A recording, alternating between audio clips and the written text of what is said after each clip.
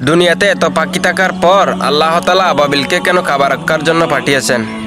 আবাবিল পাখির বিশেষ 10টি ক্ষমতা আছে। 1 নাম্বার, আবাবিল পাখি 3টা করে পাথর নিতে পারে।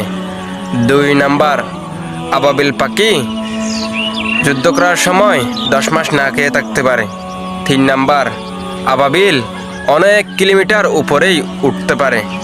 4 নাম্বার, আবাবিল রকেট গতিতেই উড়তে পারে। 5 নাম্বার, আবাবিল আকাশে উড়ন্ত অবস্থা খাবার সংগ্রহ করতে পারে।